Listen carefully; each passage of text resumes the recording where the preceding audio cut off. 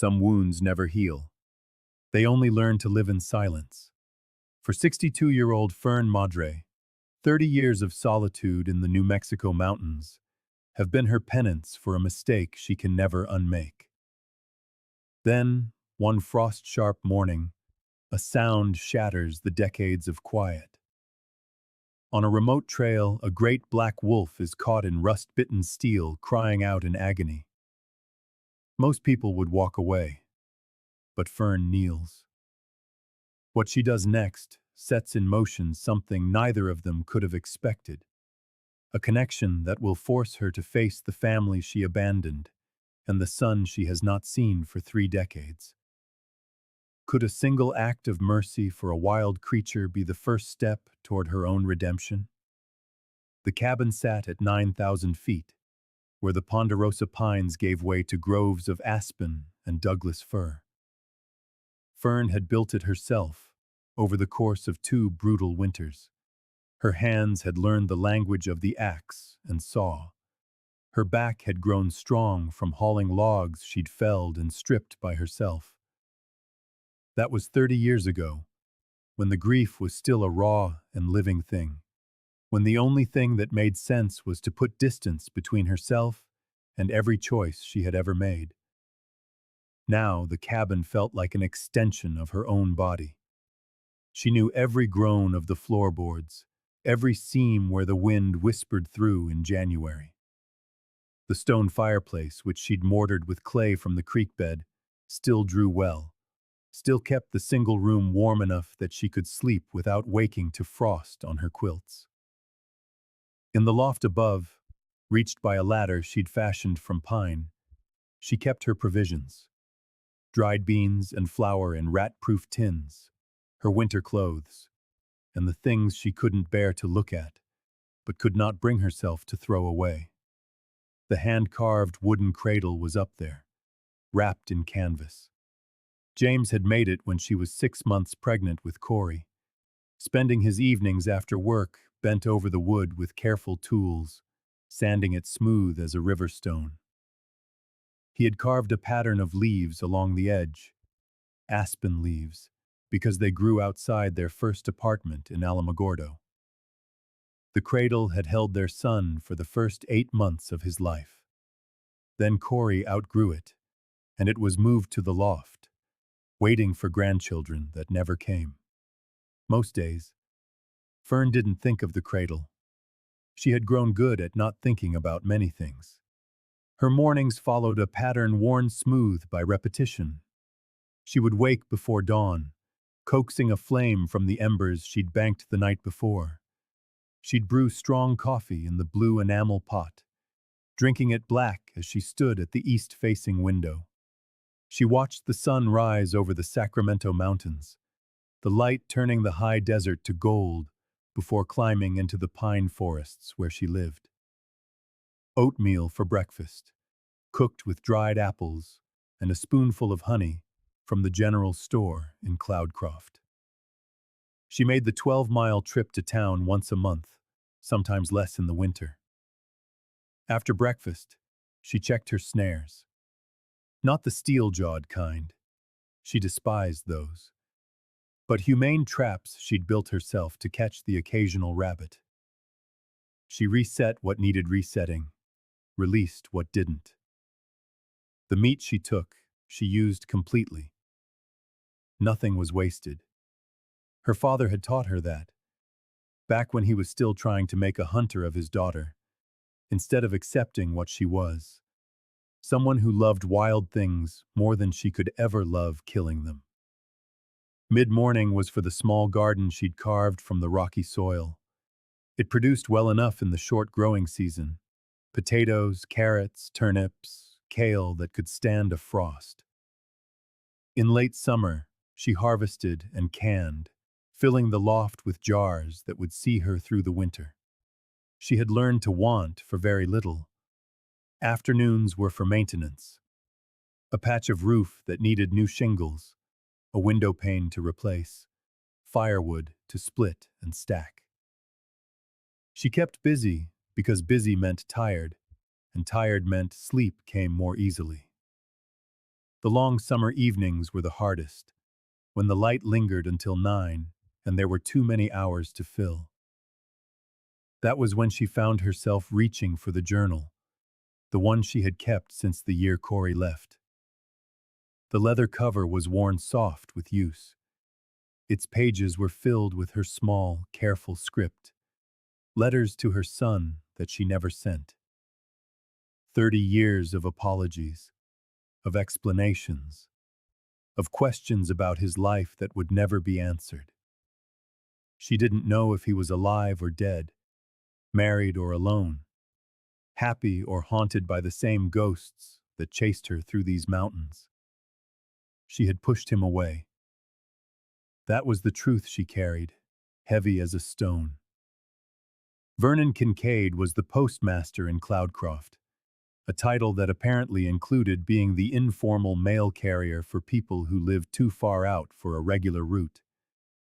Once a month, he'd drive his old pickup up the Forest Service Road to Fern's cabin, bringing mail she rarely received and supplies she'd ordered: flour, sugar, coffee.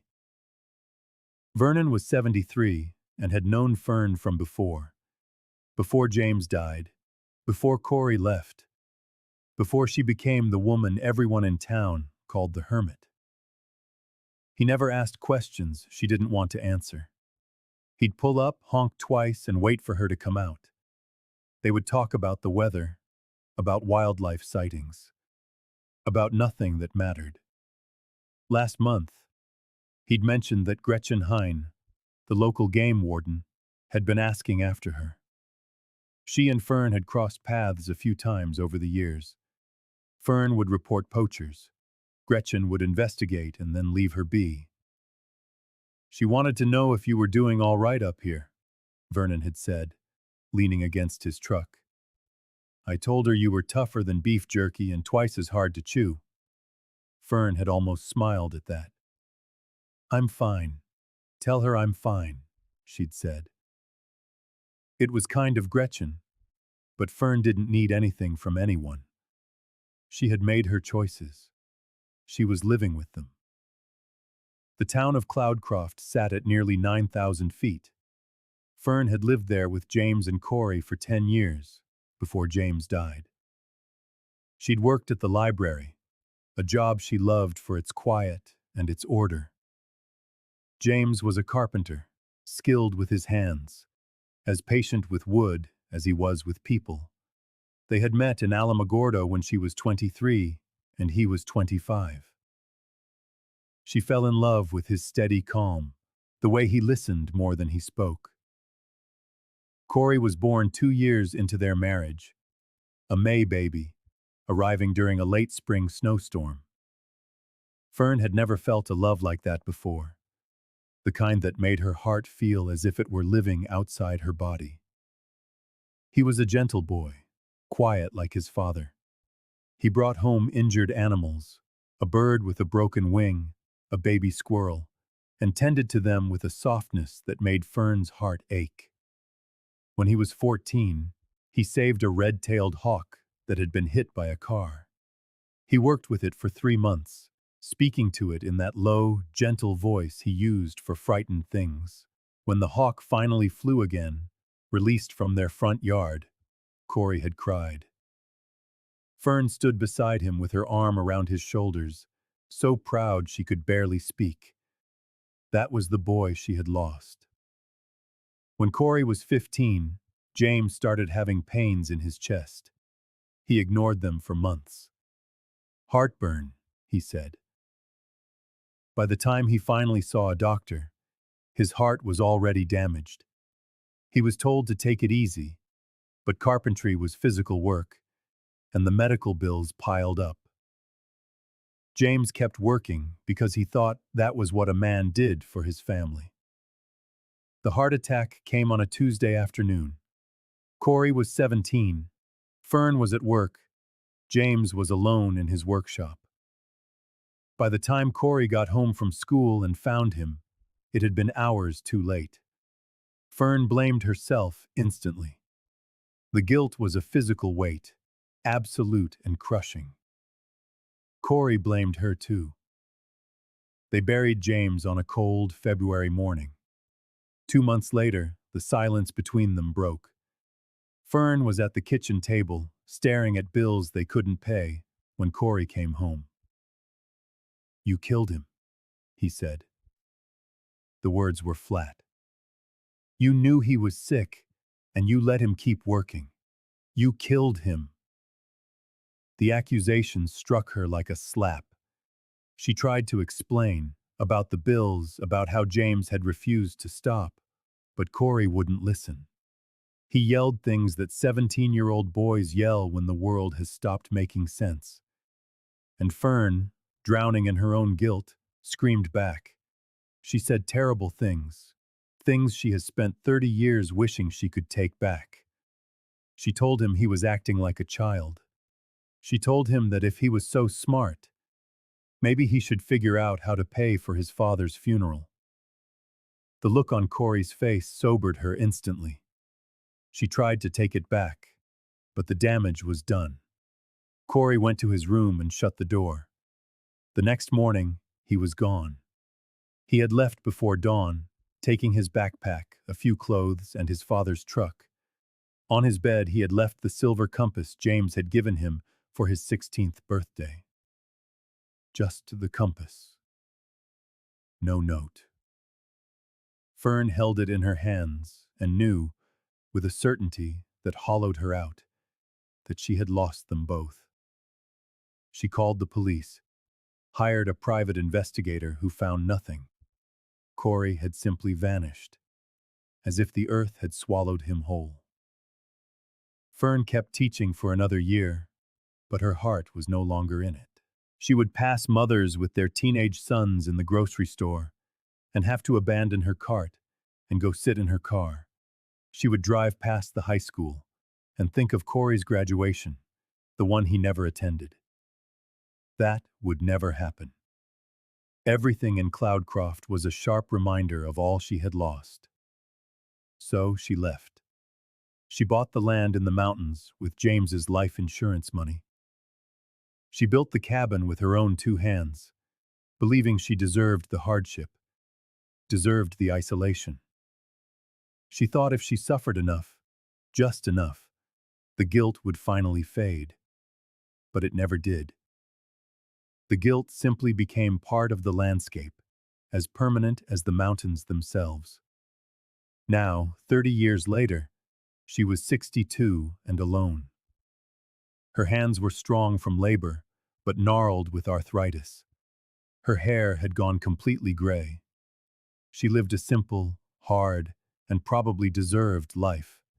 She didn't expect forgiveness. She certainly didn't expect her son to come looking for her after all this time. She simply existed, day after day, in the world she had made for herself. The morning the wolf changed everything began like any other. Fern woke before dawn, built up the fire, and made her coffee. The early November air had a razor's edge, promising a winter that would arrive in full force within weeks.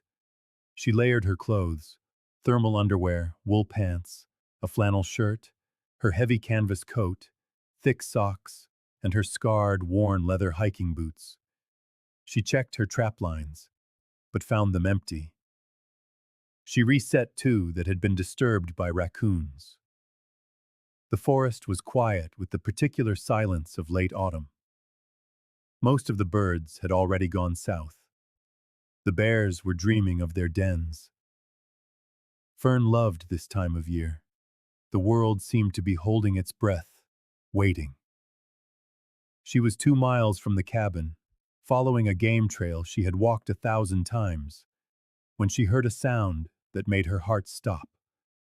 It was a howl, but unlike any she had ever heard before. There was pain in it, raw and animal, yet somehow human all at once. It rose and fell, echoing off the slopes, and the hairs on Fern's arms stood on end. She stood perfectly still, listening. The howl came again, fainter this time, from the north, maybe half a mile away, where the trail snaked through a rocky section before dropping into a meadow. Every instinct screamed at her to turn back to the cabin.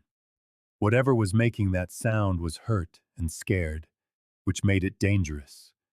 But her feet were already moving, carrying her toward the sound, because 30 years ago, her son had taught her you don't walk away from something that's hurting. The trail climbed steeply through the rocks. Fern's breath came in ragged bursts in the thin air. She was fit for 62, but she felt every year of it in the burn of her lungs. The howling had stopped. In the silence, she could hear the frantic beat of her own heart. Then she saw it.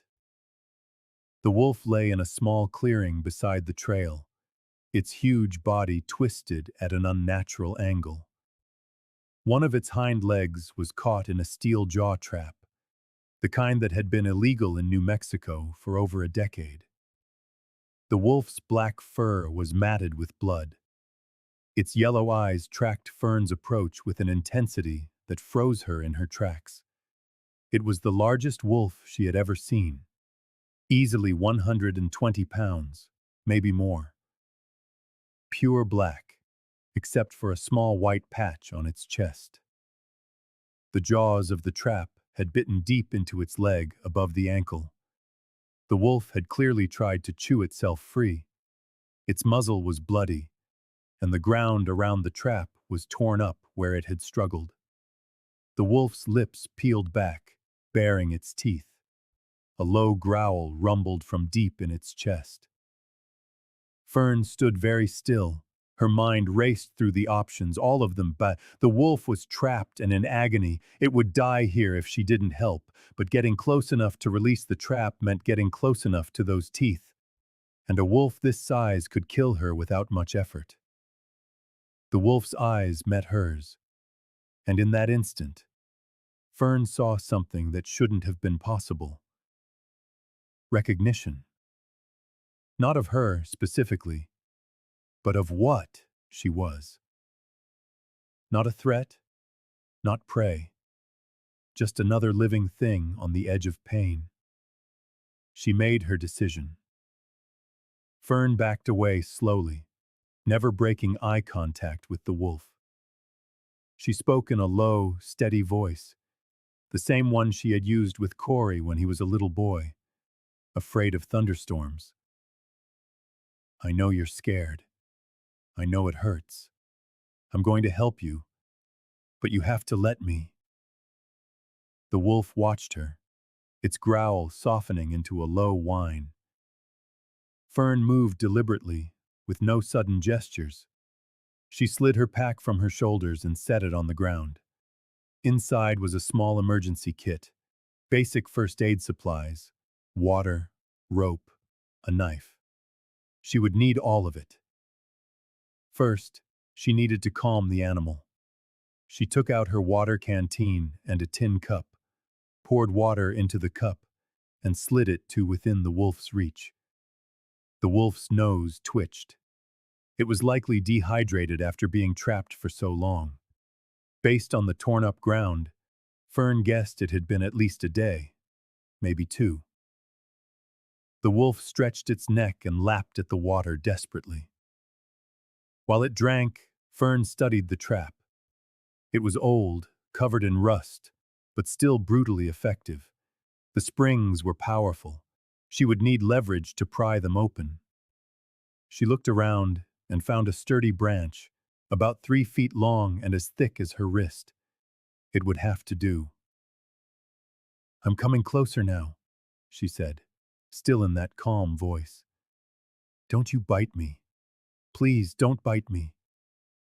The wolf had finished the water. It was watching her again, panting, its tongue lolling out. This close, Fern could see it was a female, could see the exhaustion in every line of her body. The trapped leg was mangled, bleeding slowly. The wolf had worn herself out trying to escape. Fern knelt about 4 feet away, still just out of reach of those jaws. She showed the wolf the branch, moving slowly so it could see she wasn't attacking. Then she wedged the end of the branch against one of the trap's springs. This is going to hurt, she said. I'm sorry. She put her weight into the branch. The spring compressed a fraction of an inch. The trap was powerful, designed to hold animals much stronger than she was. Fern adjusted her angle and tried again, using her legs to push. The spring gave a little more. The wolf yelped as the jaws shifted on her leg. I know, I'm sorry. Sweat trickled down Fern's back despite the cold air. Her muscles trembled with the effort. She pushed harder, and suddenly, the spring gave way with a metallic groan. One side of the trap's jaw opened. The wolf's leg was still caught in the other jaw, but there was slack now. Fern moved to the second spring, repositioning the branch. This one was stiffer, or maybe she was just getting tired. She pushed until spots danced in her vision and her shoulders screamed. The spring compressed. The jaw opened. The wolf yanked its leg free immediately, scrambling back with a cry of pain. The trap snapped shut with a violent clang, right where Fern's hands had been a second before. For a moment, Fern just knelt there, trembling. That was close. Too close. She looked up and saw the wolf 10 feet away, crouched low, watching her. Its injured leg was held off the ground, but it was free. You're welcome, Fern said, her voice hoarse. The wolf made a sound somewhere between a whine and a growl. Its leg was a wreck, deep lacerations, possible tendon damage, and definitely swollen. If infection set in, the wolf would die anyway, just more slowly.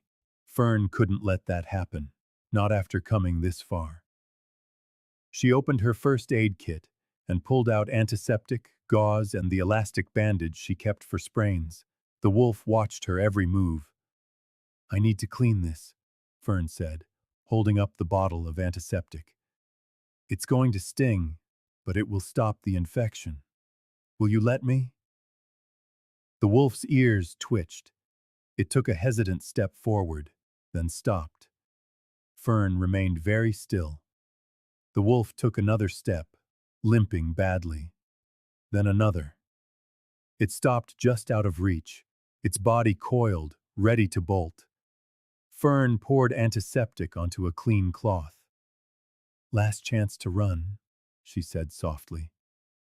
The wolf didn't run. It watched her with those yellow eyes as Fern reached out slowly, so slowly, and touched the injured leg with the cloth. The wolf flinched, but held still. Fern worked quickly, cleaning the worst of the blood and dirt. The wounds were deep, but they were clean cuts. No bone showing, no arterial bleeding. With care and rest, they could heal. Fern wrapped the leg in gauze and then secured it with an elastic bandage. It wasn't perfect, but it was better than nothing. There, she said, sitting back on her heels. That's the best I can do. The wolf looked down at its bandaged leg, then back at Fern. For a breath, something passed between them, understanding perhaps, or just shared exhaustion and relief. Then the wolf turned and limped away into the trees, favoring its injured lasso but moving steadily. Fern watched until it vanished into the shadows. Her hands were shaking. Her heart was pounding. She had just freed and doctored a wild wolf with her bare hands, and somehow survived. The adrenaline was beginning to fade, leaving her feeling weak and dizzy. She looked at the trap on the ground, its jaws now harmless. Anger surged through her. This trap was illegal. Someone had set it deliberately. Poachers, probably. For wolves, maybe for other predators they could sell. The practice was cruel, endangering not just the target animals, but hikers, dogs, anything that might wander by. Fern picked up the trap. It was heavy, cast iron and steel. She carried it to a boulder and smashed it against the rock again and again, until the springs broke and the jaws bent. Then she hurled the pieces as far as she could into the forest. The sun was higher now. Fern realized she had been out here for over an hour. She packed up her kit, shouldered her pack, and started the long walk back to the cabin. Her legs felt like water. Every few steps, she glanced back over her shoulder, half expecting to see the wolf following her. But there was nothing but trees and shadows. Back at the cabin, Fern made lunch, bread and cheese and the last of the venison Vernon had brought her in October. But she couldn't eat. She kept seeing the wolf's eyes, the trust it had shown by holding still while she bandaged its leg. How close she had come, so close, to losing her hands in that trap.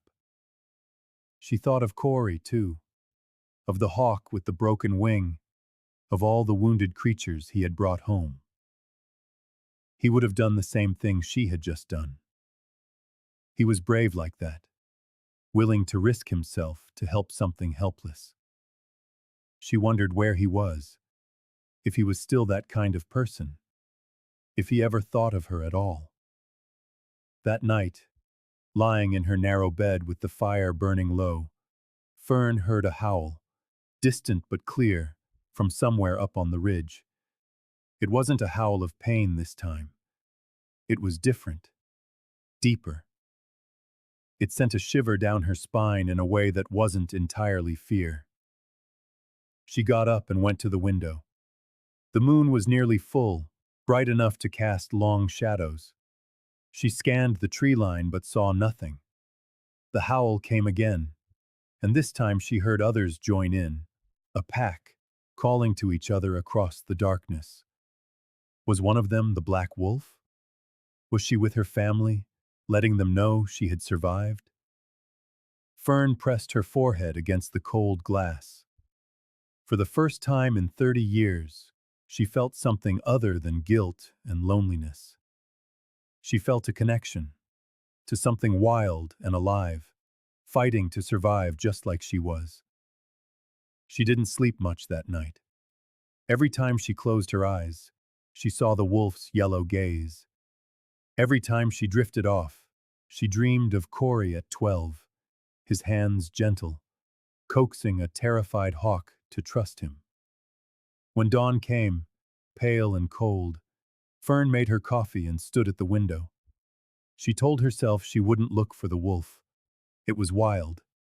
It needed to stay that way. She had done what she could. But even as she thought it, she knew it was a lie. Something had shifted in her when she knelt beside that trap. A long frozen part of her heart had cracked open. She had felt needed, useful, important.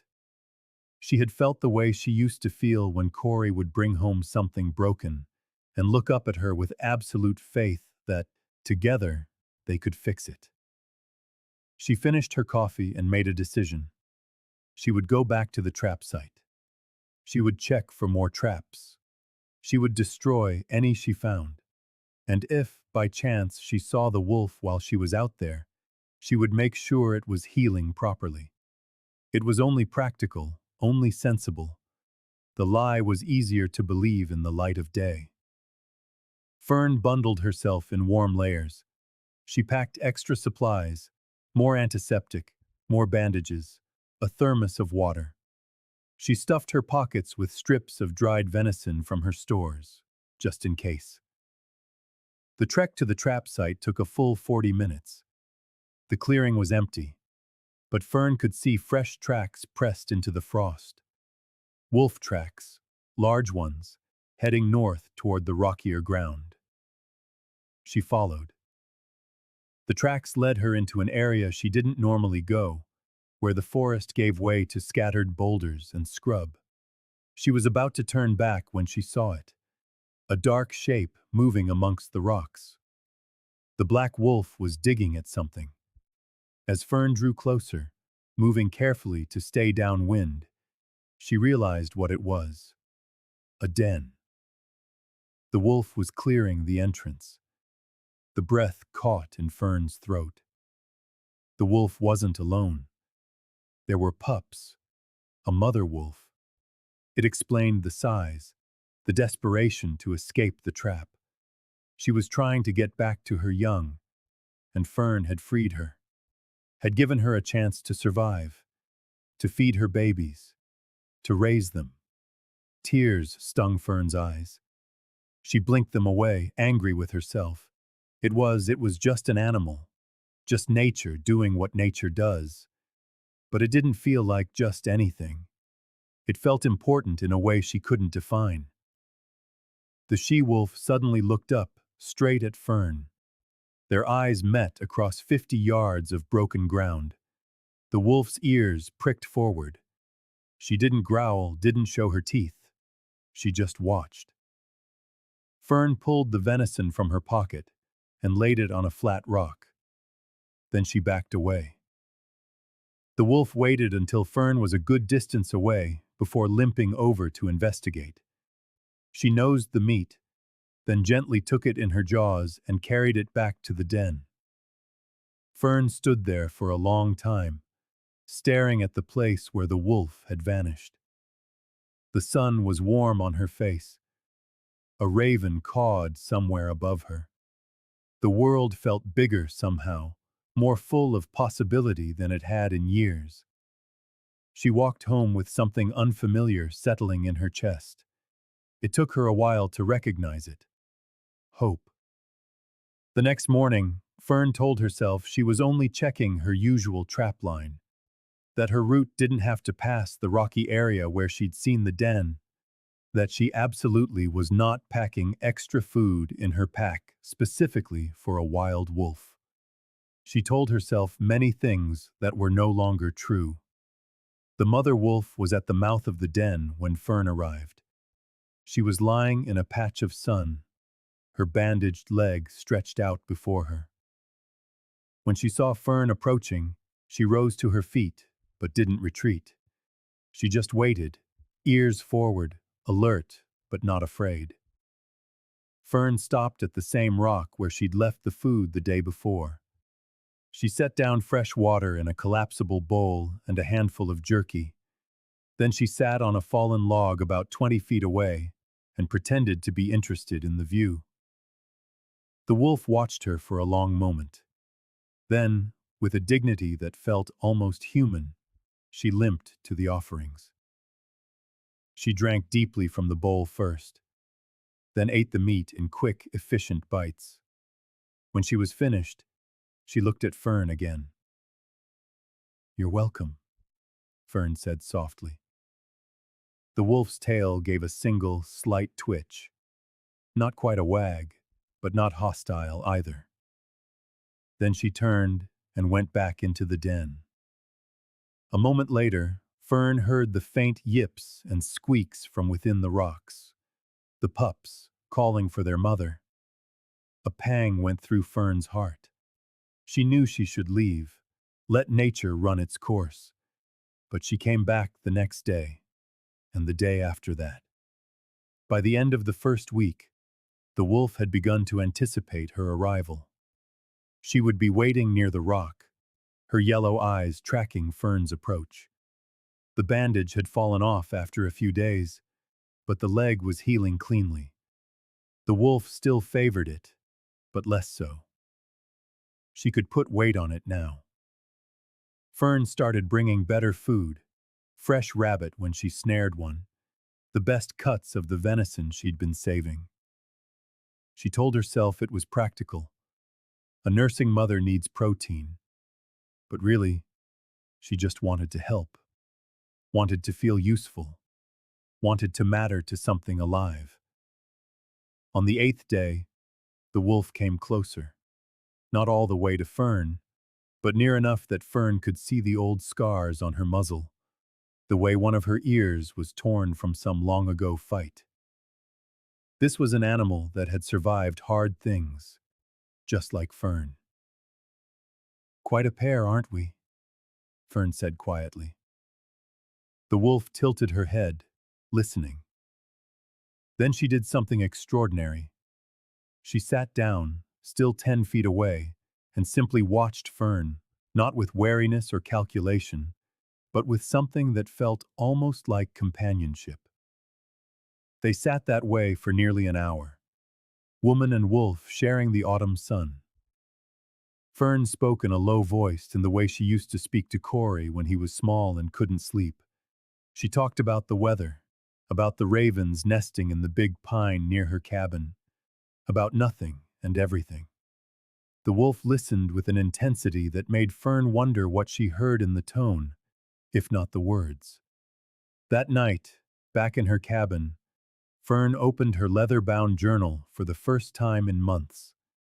She normally only wrote to Corey on his birthday or Christmas, but tonight felt different.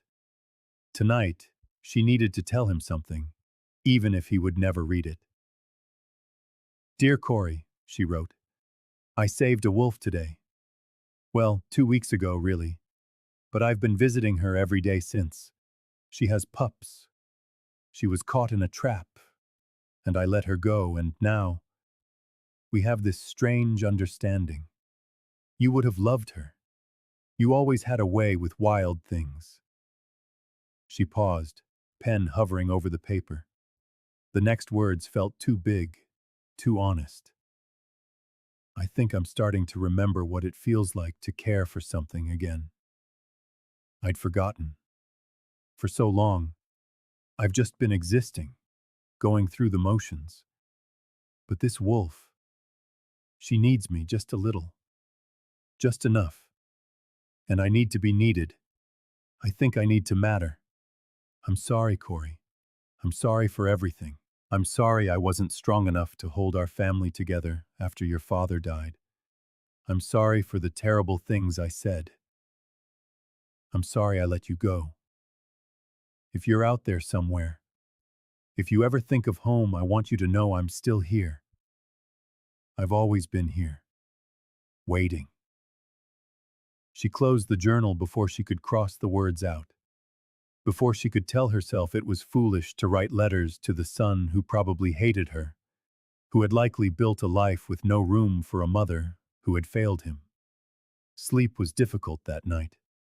She kept thinking of Corey at 12, the way his whole face would light up when an injured animal took food from his hand, the way he would spend hours talking to frightened creatures, his endless patience, his absolute kindness. She'd had that patience with him once. She'd been a good mother when he was small. Somewhere between childhood and 17, she had lost the thread of how to reach him. And when James died, the distance between them had become a chasm she didn't know how to cross. The photograph was in her dresser, tucked beneath her winter sweaters. She rarely looked at it. It hurt too much. But tonight, she pulled it out and studied it in the lamplight. Corey at 11, holding a tiny fox kit he'd found abandoned on the road. The fox was minuscule, barely the size of his palm, and he was gazing down at it with a protective instinct so fierce it made Fern's throat ache to see it. That boy had become a young man who lost his father and blamed his mother. That young man had left in the middle of the night and never looked back. Was he still alive? Was he still kind? Had the world hardened him, or had he managed to keep that gentle heart intact? Fern didn't know, she couldn't know. The not knowing was its own kind of trap, one she couldn't escape. She put the photo back under the sweaters and went to bed. But before she blew out the lamp, she made a decision. The next day, when she visited the wolf, she would bring her camera, the old Polaroid she'd had since the 80s, the one she'd used to document Corey's childhood.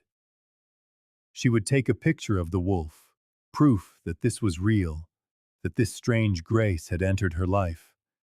Maybe one day she would show it to Corey.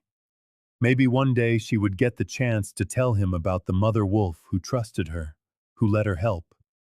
Maybe he would understand what she was trying to say, that she was finally learning how to do better, how to be the kind of person who helped instead of hurt. The next morning dawned clear and cold. The sky that particular shade of blue you only see in high desert country. Fern packed her supplies, slipped the Polaroid into her jacket pocket, and set out for the den. The mother wolf was waiting, as she always was now. But today something was different. Today, three small, tumbling shapes were at her feet. The pups were out of the den. Fern froze, afraid to move and spook them. The pups were perhaps 8 weeks old, all legs and ears, their fur still downy. Two were dark gray, one was black like its mother, with the same white patch on its chest. The mother wolf looked at Fern and deliberately lay down. The pups clambered over her, play-fighting and yipping. It was an invitation, a demonstration of trust. Slowly, carefully, Fern raised the camera. She took one picture, then another. The whirring click of the Polaroid made the mother's ears twitch, but she didn't rise. She remained relaxed, watching Fern with calm eyes. The smallest pup, the black one, suddenly noticed Fern. It stopped wrestling with its siblings and stared, head cocked to one side.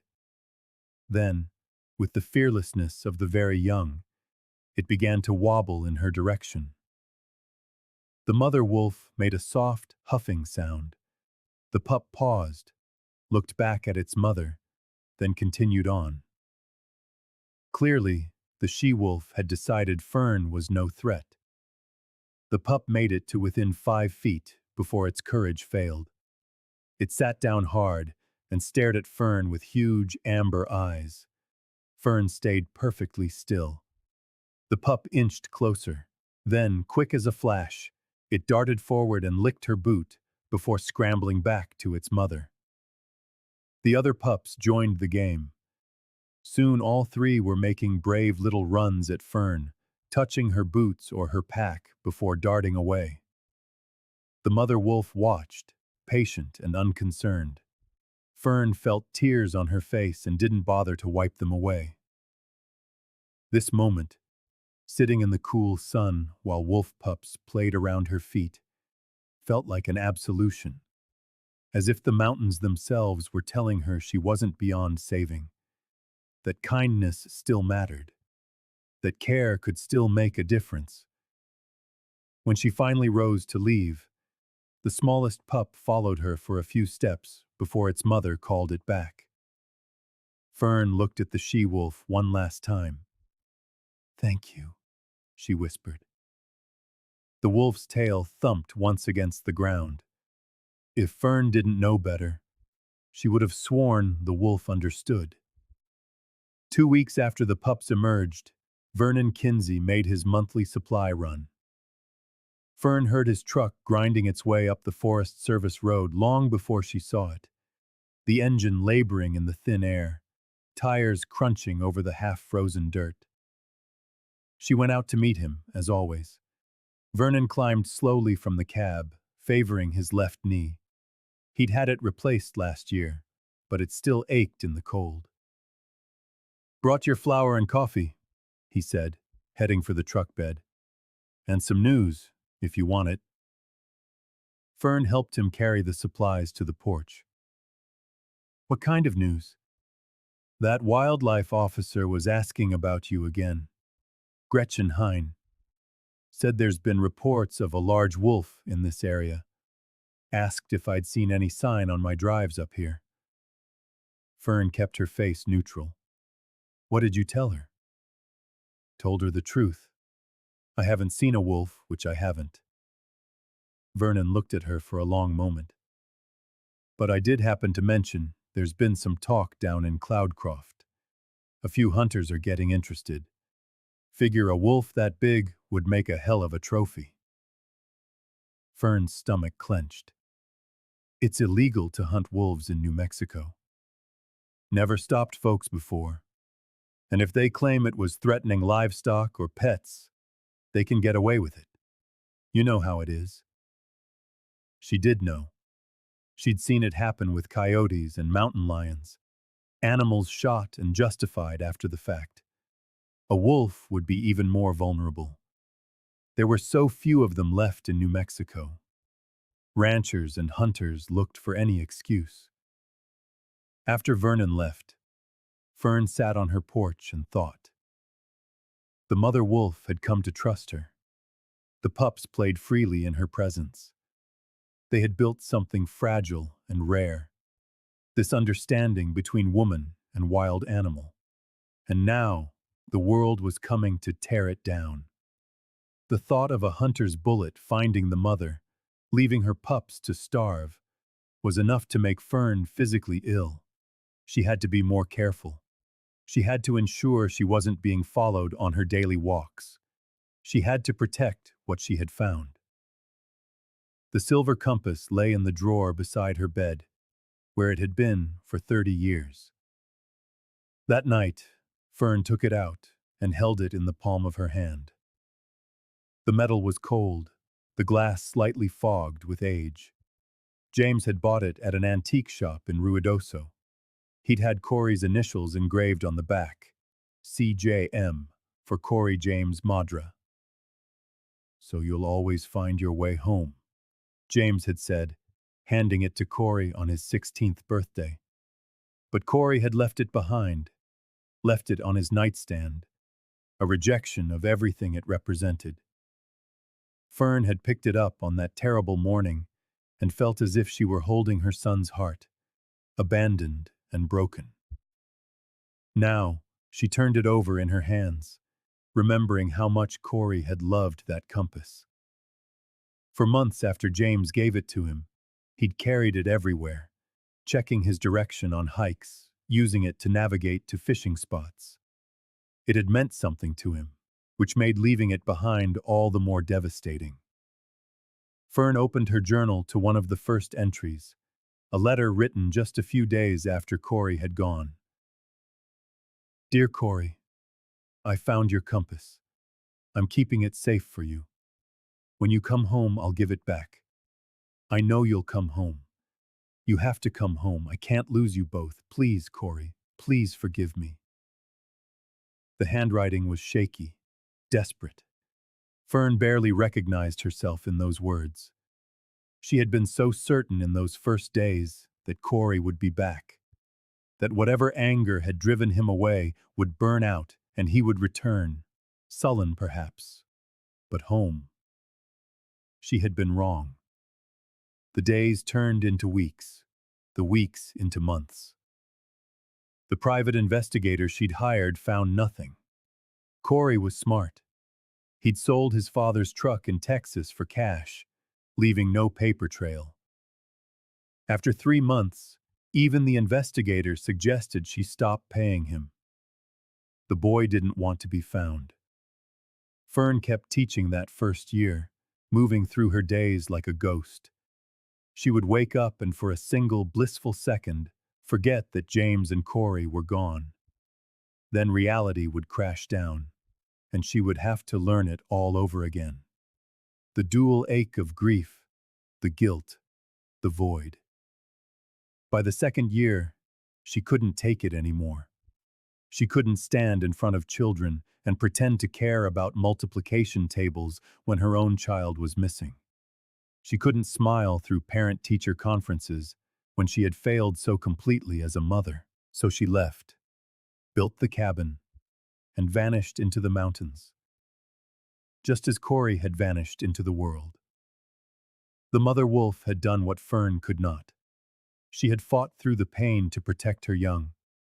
She had dragged herself through agony to get back to her pups. She survived because they needed her to survive.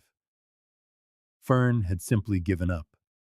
The realization hit her with the force of a physical blow, sitting there in the lamplight, with the compass in one hand and the journal in the other. She'd told herself for 30 years that she was punishing herself, that the isolation was a penance. But really, she was just hiding, too afraid to face the world that had taken her family from her, too guilty to try to fix anything. She set the journal down and stood. She poured herself a drink, her hands trembling, and drank it standing by the window, staring out into the darkness. The mother wolf hadn't had the luxury of giving up.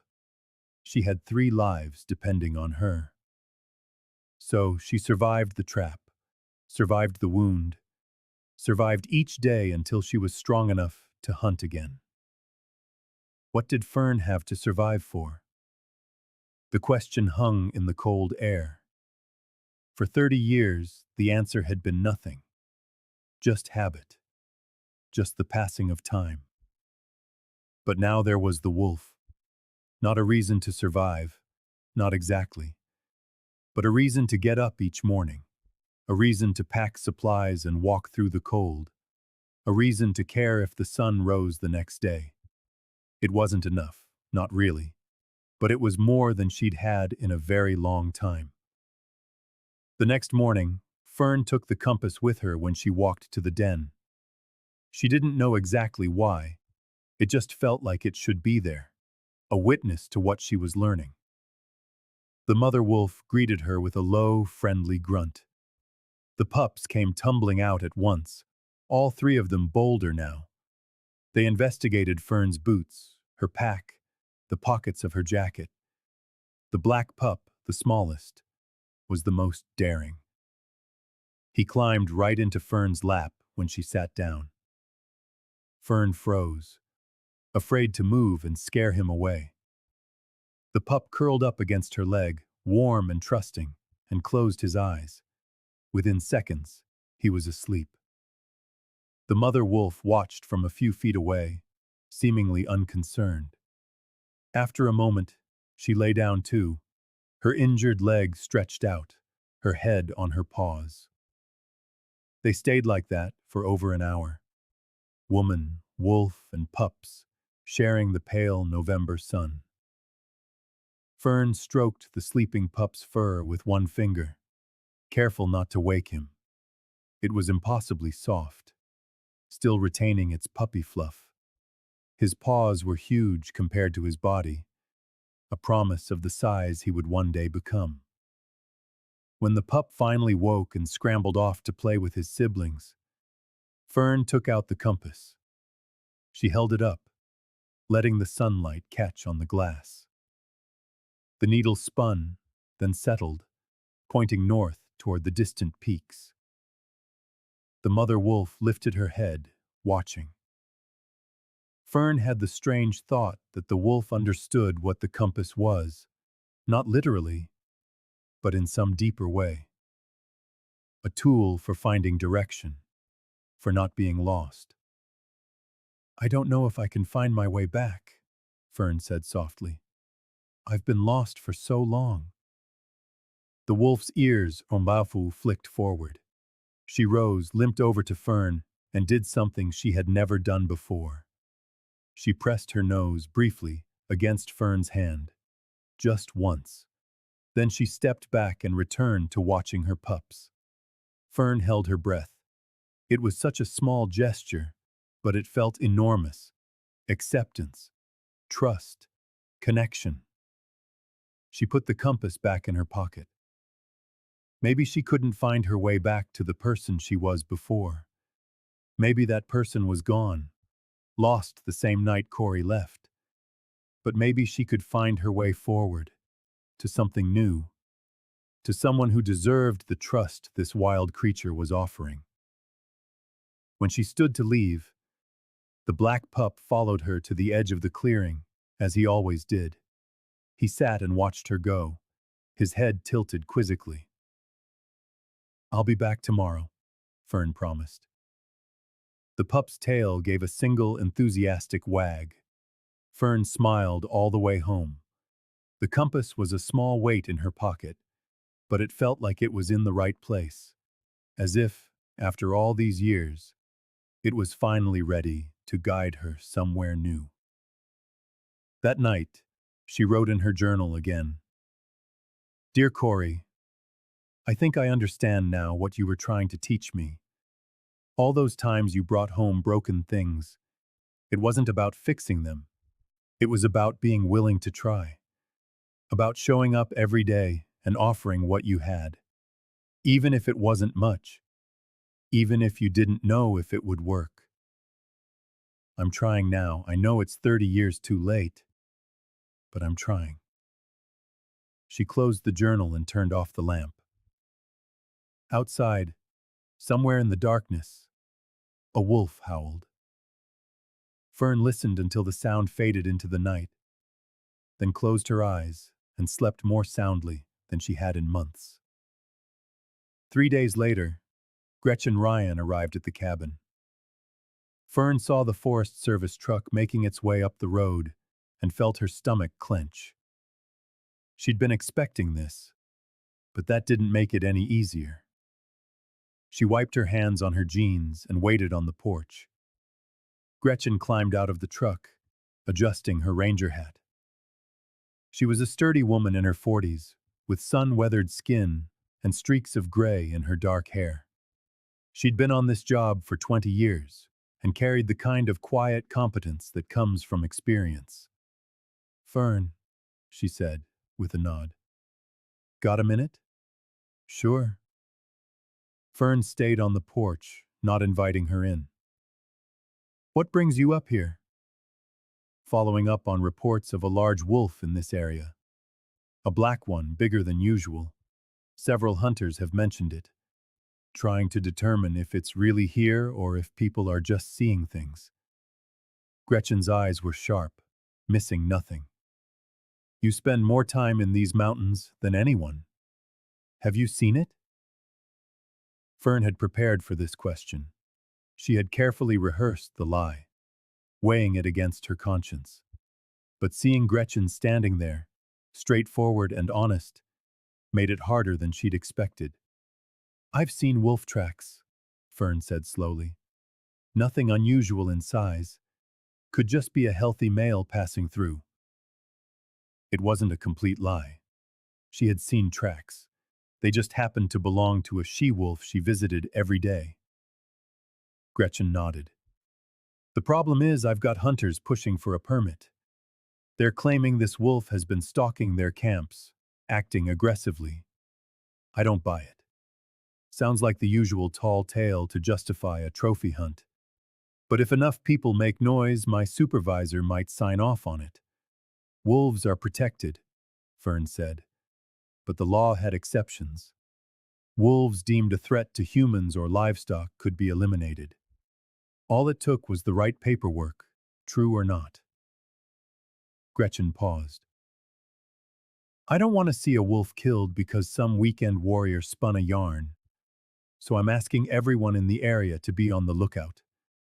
If this wolf exists, and it's behaving normally, I need evidence of that to counter the hunter's claims." Fern felt trapped.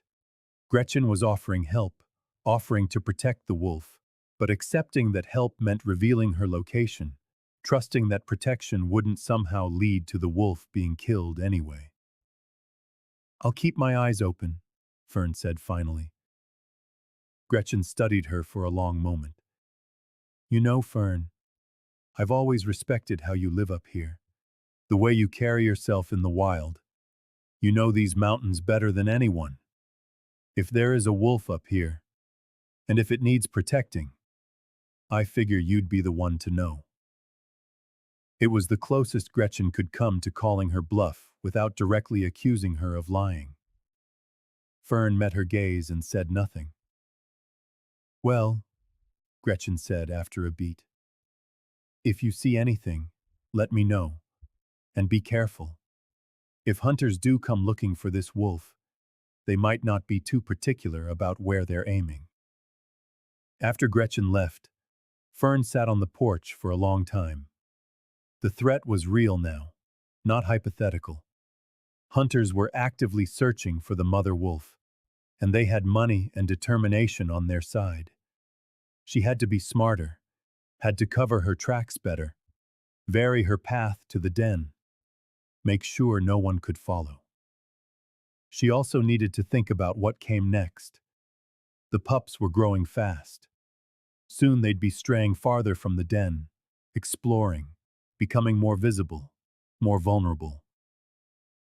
The weathered "no trespassing" sign at the edge of her property had fallen down sometime last winter. Fern had never bothered to fix it. She didn't get visitors anyway. But now she wondered if she should put it back up. Make it clear this land was private. Not that it would stop a determined hunter, but it might make them think twice. That afternoon, she walked to the den by a different route, one that took her through dense forest where her tracks would be obscured by the thick carpet of pine needles. When she arrived, the mother wolf was already on alert, her ears swiveling toward sounds Fern couldn't hear. "I know," Fern said softly. "I smell it too. Danger." The mother wolf stayed closer than usual, almost within arm's reach. The pups were nowhere to be seen, likely hidden deep inside the den. The wolf's entire body was tense, poised for fight or flight. Fern set out food and water, but the wolf made no move toward it. She just stood there, watching Fern with those yellow eyes, and Fern had the uncanny feeling that the wolf was trying to tell her something. "I don't know how to keep you safe," Fern admitted. "I don't know if I can." The wolf whimpered, a sound Fern had never heard her make before. It was almost mournful, almost human in its need. Then Fern heard it. The distant whine of engines, maybe ATVs or trucks on the old logging roads. They were far off, but sound traveled strangely in these mountains. What seemed distant could be closer than you thought. The mother wolf heard it too. Her lips peeled back in a silent snarl. Then she turned and vanished into the den. Seconds later, she emerged with a pup in her mouth. The black one, the smallest. She carried him past Fern and into the deeper rocks behind the den. She made 2 more trips for the other pups. Fern understood. She was moving her family. The she-wolf was moving her den, shifting her family away from the threat she sensed was coming. "Go," Fern whispered. "Go far. Stay hidden." The mother wolf glanced back one last time. Then she was gone, vanishing into the forest, with her pups like smoke on the wind. Fern stood alone, the loss a physical ache in her chest. She had known this would happen. The wolf was wild, and wild things don't stay. But she'd thought she'd have more time, a chance to brace herself for the emptiness. She walked slowly back towards her cabin, listening for the sound of engines, but heard nothing but the wind sighing through the pines. Maybe she had imagined it. Maybe the wolf was reacting to something else entirely. But as she neared her cabin, she saw it. A truck parked on the shoulder of the Forest Service road, a half-mile from her turnoff. A new, expensive truck. It wasn't a Forest Service vehicle, nor was it Vernon's old clunker. Fern approached cautiously. The truck was empty, but a set of boot prints led away from it, into the trees. Fresh prints. Someone was out there, in her woods, likely carrying a rifle. She went to the cabin and took down her own rifle from its perch above the door, checking that it was loaded. Then she followed the tracks. They led toward the area where the old den had been. Fern's heart hammered against her ribs. She moved silently, using every skill her father had taught her about tracking, about moving without a sound. This forest was her home. She knew every rock and tree. She found him 400 yards in, a man in expensive hunting gear, holding a rifle that probably cost more than Fern's entire cabin. He was studying the ground near the den site, clearly tracking. Fern stepped out from behind a ponderosa pine. "This is private property. You need to leave." The man startled, spinning around. He was maybe 40, well-fed, with the kind of tan that comes from a country club, not outdoor labor. His rifle swung toward her before he caught himself. "Easy," he said, lowering the barrel. "I'm just tracking a wolf. You seen it?" "No." Fern kept her own rifle pointed at the ground, but her finger was near the trigger. "And like I said, this is private land. You're trespassing. I have a permit to hunt on federal land." "This is the border of the federal land," he said, gesturing around them. "You're on my property now, and I'm asking you to leave." The man's jaw tightened. "You know there's a bounty on that black wolf? $5,000. If you've seen it, you'd be smart to tell me."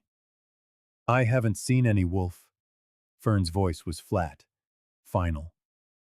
"Now get off my property before I call the Forest Service and report you for trespassing." They stared at each other for a long moment. Fern could see him weighing his options. She was an old woman alone in the woods, and he probably thought he could bully her. But she had also just proved she knew how to handle a rifle and wasn't afraid of a confrontation. "This isn't over," he said at last. "That wolf is around here somewhere. I'll find it."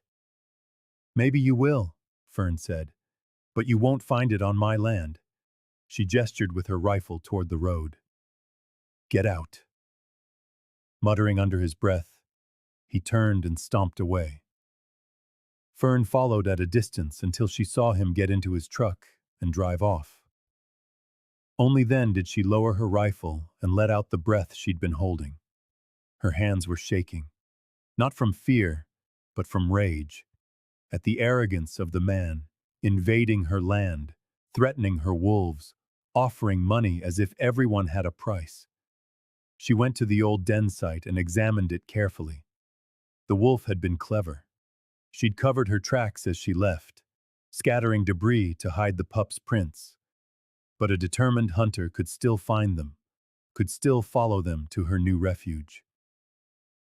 Fern spent the rest of the afternoon erasing what tracks she could find.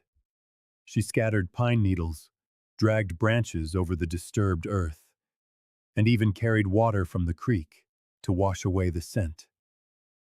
It wouldn't fool a hunting dog, but it might just confuse a man with a gun and too much money. By the time she returned to her cabin, the sun was setting. The temperature was dropping fast. There would be a frost tonight. Fern lit the wood stove and made dinner, but she couldn't eat. She kept thinking of the mother wolf, of where she might have taken her pups. There were caves higher up in the highlands, places where humans rarely went. Maybe she had gone there. Maybe she was safe. Or maybe she was struggling with her still healing leg, trying to hunt for 3 growing pups, vulnerable and afraid. Fern opened her journal, but she couldn't write. The words wouldn't come. Instead, she sat by the fire and watched the flames, feeling more alone than she had in years. The wolf had been her link to something larger than herself, her reason for waking up, for carrying on. And now that link was severed, cut by the threat of men with guns and money. Outside, the temperature dropped below freezing. Frost feathered the window panes. Fern wrapped herself in the quilt, the one she'd made during her first winter here. Each square was a memory she couldn't let go of. James's favorite flannel shirt, Corey's baby blanket, a piece of her own wedding dress. She pulled it tight around her shoulders and tried not to think of a mother wolf and 3 tiny pups somewhere out in the freezing dark, on the run from a danger they couldn't possibly understand. She tried not to think about how powerless she felt to protect them. She tried not to think how familiar that powerlessness felt. The storm hit 3 days later, roaring out of the north with a fury that took even Fern by surprise. She'd been expecting snow. It was mid-November, after all. But this was different. This was a blizzard, the kind that could shut down the mountains for days. It began before dawn, the snow falling so thick she couldn't see the trees 50 feet from her cabin. The wind shrieked around the eaves and rattled the shutters. By noon, there was already 2 feet of snow on the ground, with no sign of it letting up. Fern stood at her window with her coffee, watching the world disappear into white, and all she could think about was the mother wolf. Where had she gone? Was her new den high enough that it wouldn't flood if the snow melted too fast? Were the pups warm enough? She tried to push the thoughts away. The wolf was wild. She'd survived worse than this. She didn't need Fern's help. But by mid-afternoon, Fern couldn't stand it any longer. She pulled on her warmest clothes, thermal layers, heavy wool pants, her weatherproof parka, insulated gloves. She stuffed her pack with food, extra blankets, and a thermos of hot water, telling herself she was just going to check, just to be sure. The wind nearly knocked her off her feet the moment she stepped outside. The snow was driving sideways, stinging her face like needles. Visibility was maybe 10 feet. This was dangerous. This was possibly a death sentence. She should go back inside. But then she thought of the pups, small and vulnerable, and she kept walking.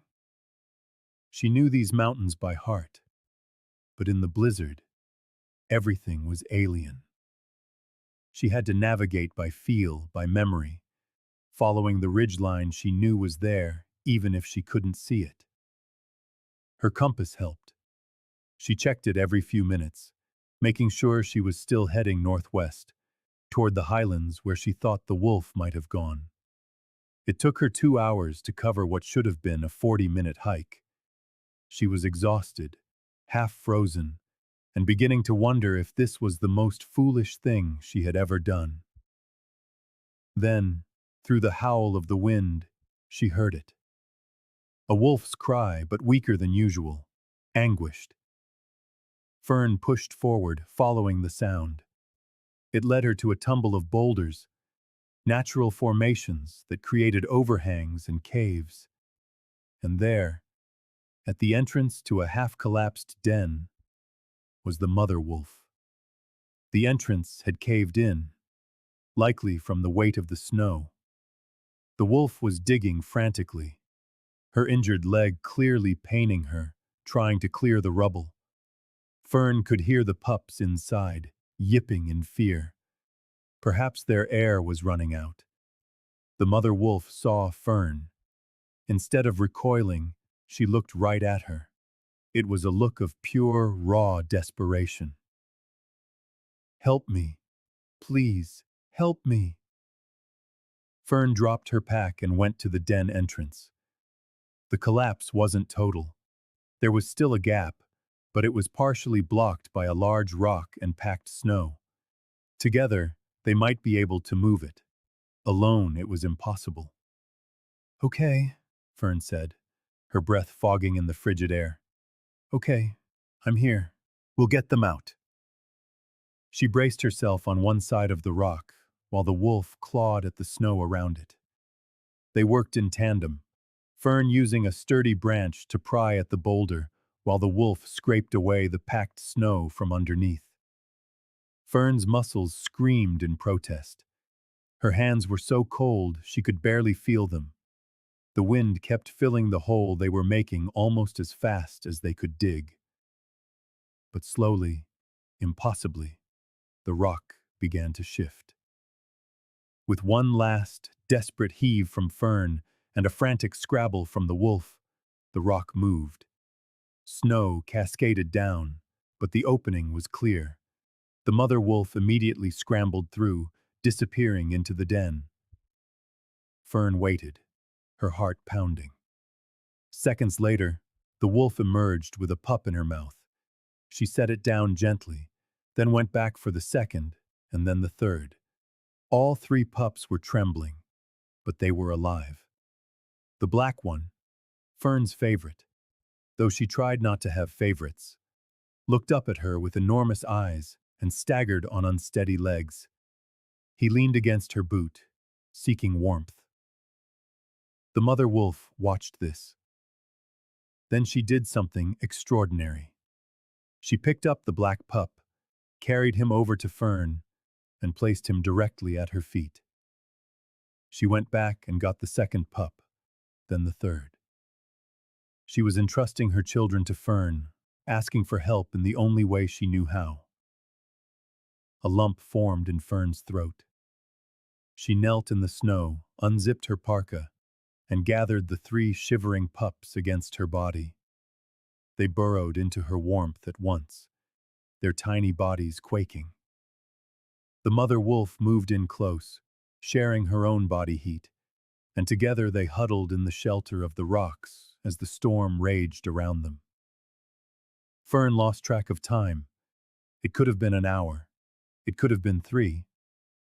She spoke to the wolf in a low voice, telling her stories about Corey, about the animals he had saved. The wolf listened, her ears angled toward Fern's voice, even as her eyes scanned the storm.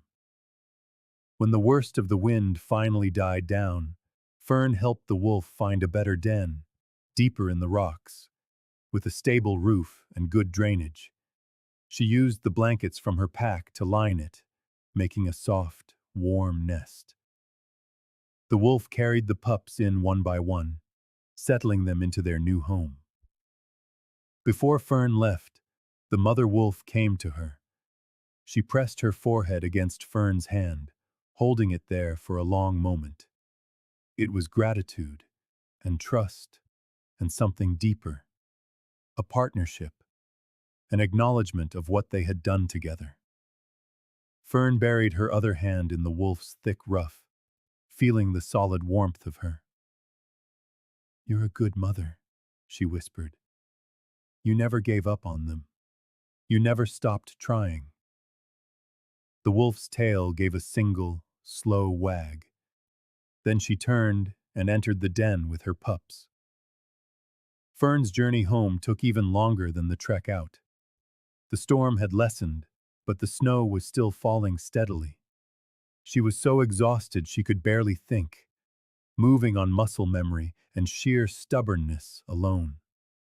When she finally saw her cabin through the trees, she wanted to weep with relief. Inside, she stripped off her frozen clothes, stoked the fire, and made tea with trembling hands. Then she collapsed into her chair, wrapped herself in the quilt, and let the warmth seep into her bones.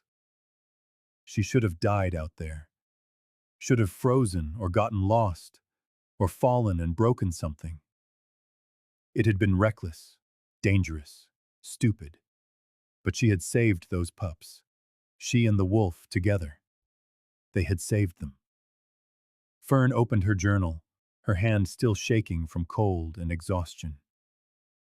"Dear Corey," she wrote, "something important happened today. I learned that trying matters, even when it feels impossible. I learned that showing up matters, even in the worst of the storm. I learned that sometimes the bravest thing you can do is refuse to give up, even when giving up would be so much easier. I failed you once. I know that.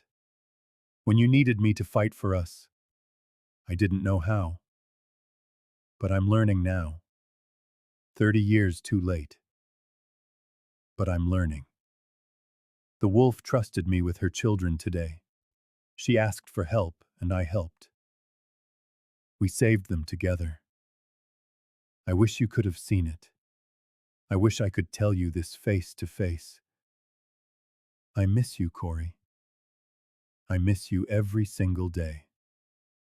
She closed the journal and walked to the dresser. She picked up the photograph of Corey with the fox cub, studying it for a long time in the flickering firelight. Then, from the bottom of the drawer, she retrieved the supplies she kept hidden there. Paper, an envelope, a stamp. For 30 years, she had written letters to Corey, but she had never sent them. They filled the journals, words without scent, words piling up like snow in a blizzard. Perhaps it was time to truly reach out. Perhaps it was time to try, even if it felt impossible, even if he never answered, even if all she received in return was silence. She didn't know how to find him. She didn't know where he lived, or if he was even still alive. But she could try. She could hire another investigator. She could ask questions. She could probe the old places where they had lived when he was young. The important thing was to try. Vernon came the next morning, fighting his way through 2 feet of new snow. Fern found him outside, surprised to see him so soon after the storm. "Wanted to make sure you were all right," he said, climbing out of his truck. "That was a big one." "I'm fine," Fern hesitated, then asked, "Vernon, do you remember a private investigator in Alamogordo? A man I hired years ago to look for Corey?" Vernon raised his eyebrows. "Sure. Tom something or other. I think he's retired now, but he might still have contacts." He studied her face. "You thinking of looking again?" "Maybe. I don't know. It's been so long." "It's never too long," Vernon said softly. "If you want help, I can ask around. See what I can find." "I'd appreciate that." Vernon nodded. Then he reached back into his truck and pulled out a manila envelope. "This came for you yesterday. Didn't want to leave it in the storm." Fern took the envelope, confused. She never got mail, except for bills. Her name was written on the front in an unfamiliar hand. Neat, official-looking. The return address was a law firm in Albuquerque. Her hand began to tremble before she even opened it. Inside was a typed letter on the firm's letterhead. Fern read the first line and had to sit down on the porch steps. "Dear Ms. Madre, I am writing on behalf of my client, Corey Madre, who has retained my services to locate you." The world tilted on its axis. Fern read the line again, and then again, unable to process what it meant. Corey was looking for her. After 30 years, her son was looking for her. The letter continued.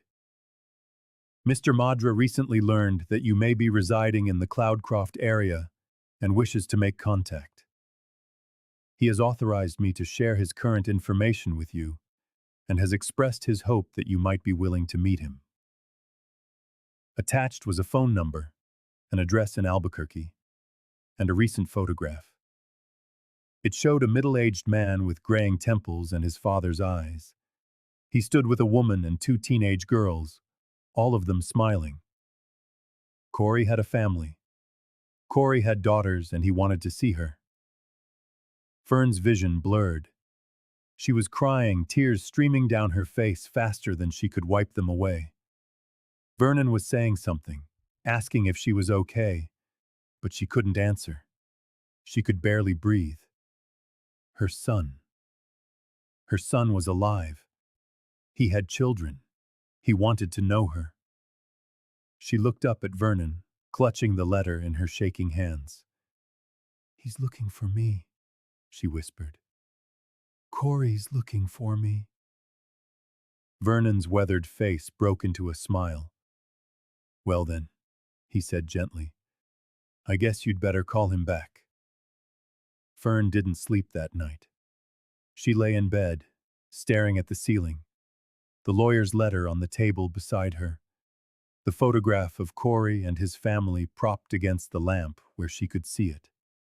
Corey James Madre, her son alive and well, living in Albuquerque. A veterinarian, the letter said. Of course he was. He'd always had that way with animals, that gentle patience. The letter said he wanted to meet her, that he'd been trying to find her for months, that he had things he wanted to say.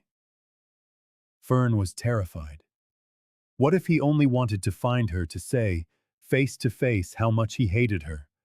What if those 30 years of silence had built a wall too high to climb? What if she had waited too long, and there was nothing left to save? But the photograph. She kept coming back to the photograph. Corey was smiling in it. His arm was around his wife. Teresa, the letter said her name was. His daughters, 15 and 17, almost the same age Corey had been when he left, stood beside them, and they looked happy. They looked like a family. Maybe he had found peace. Maybe he had built a life good enough that he could look back without anger. Maybe there was room for forgiveness. The next morning, Fern walked to town. It was 12 miles down the Forest Service Road, then another mile into Cloudcroft, to the general store where Vernon worked part-time. The snow from the storm was already melting in the sun, turning the road to slush.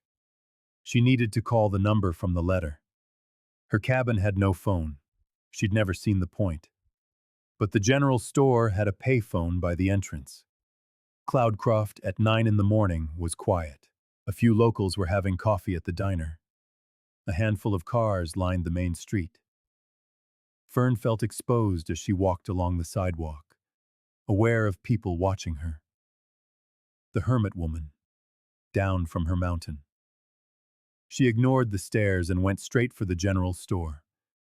The payphone was an old, battered thing, covered in stickers and scratched plexiglass. Fern fed coins into the slot and dialed the number with a trembling hand. It rang 3 times. Then a man answered. "Hello?" Fern's breath caught in her throat. She knew that voice. Older, deeper than it had been, but it was unmistakably him. "Corey," she said. Just his name. It was all she could manage. There was a long silence on the other end of the line. Then, "Mom!" The word broke something open in Fern's chest. She couldn't speak, couldn't breathe. Tears were streaming down her face in the middle of the parking lot, and she didn't care. "Mom, is that you?" "Yes," she managed. "Yes, it's me." Another silence. This one heavy with 30 years of things unsaid. Then Corey spoke, his voice thick with emotion. "I've been looking for you for 6 months. The lawyer said he found you in Cloudcroft. I couldn't believe it. You've been here all this time?" "Not in town. In the mountains. I built a cabin. I should have looked harder. I should have—" He stopped. He started again. "I have so much to tell you, so much I need to apologize for." "No," Fern wiped her eyes on her sleeve. "No, Corey, I'm the one who should—" "Can we meet?" he interrupted. "Please. I know it's been a long time, and I know I have no right to ask, but can we meet? Face to face?" Fern stared at the phone, at her own aged hands clutching the receiver. "Yes," she said. "Yes, I'd like that." They made a plan for 3 days from now. There was a diner in Cloudcroft, the Mountain View. Corey would drive up from Albuquerque. They would meet at noon. When Fern hung up, she had to sit down on the curb, her whole body shaking. She was going to see her son. After 30 years, she was going to see Corey. She was still sitting there when Travis Bonham walked past.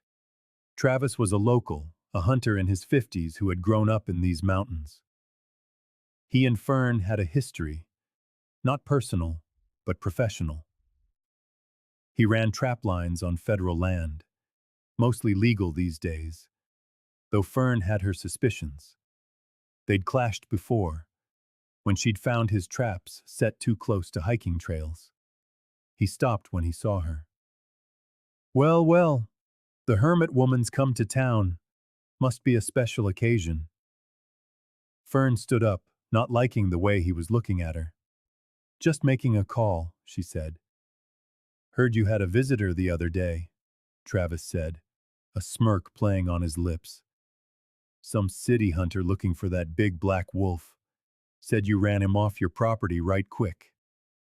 Travis's smile didn't reach his eyes. "You wouldn't be hiding that wolf, would you, Fern?" "I'm not hiding anything. He was trespassing. Funny thing about that wolf, Travis went on, ignoring her. There's a bounty on him now. $5,000 for information leading to his location. Dalton, that's the hunter.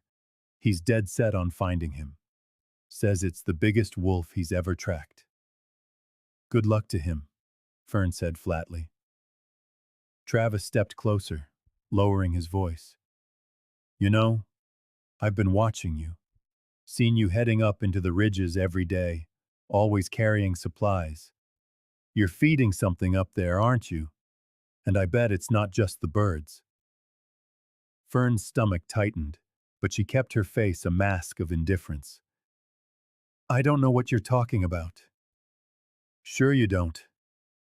Travis pulled something from his pocket, a crumpled piece of paper.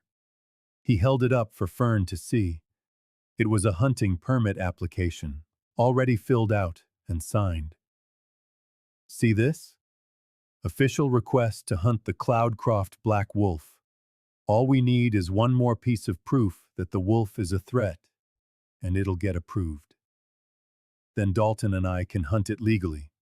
$5,000 bounty. Split 2 ways if I help him find it. That's good money. Travis's smile turned ugly. And you know what else? I heard about your son. Heard he sent a lawyer looking for you. Must be nice having family try to reconnect after all these years. Fern went cold. How do you know about that? Small town, Fern. I work at the post office part-time. I see things, including that fancy letter from Albuquerque. He leaned in closer. Here's the thing. You don't deserve that. You drove your son away with your bitterness. Everybody knows it. You let your husband die and then blamed the kid for being upset about it. What kind of mother does that? The words hit her like physical blows. Fern felt sick, but she forced herself to stand her ground. Get away from me. You think you can just hide in your cabin and pretend the past didn't happen? You think saving some wolf is going to make up for what you did to your family? Travis shook his head. That wolf is going to be dead within a week, Fern. I'm going to find it, and I'm going to collect that bounty, and there's not a damn thing you can do about it. He walked away, leaving Fern standing in the parking lot, her hands clenched into fists. Vernon came out of the store and found her there. You okay? I heard Travis talking at you. He knows about the wolf, Fern said quietly. He's going to hunt it.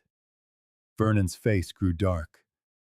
Travis Bonham is a piece of work, but he's also more talk than action most days. Don't let him get to you. He meant it, Vernon. He's working with that hunter, Dalton. They're going to get a permit, and they're going to kill her. Her. Fern realized what she'd said. The wolf is a female. She has pups.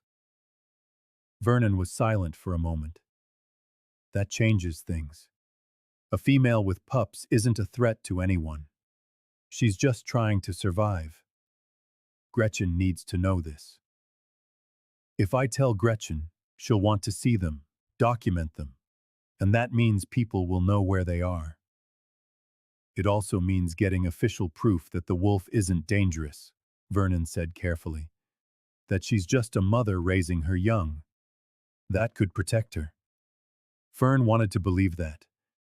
But she'd lived long enough to know that protection on paper didn't always translate to safety in the real world. Permits could be approved despite the evidence.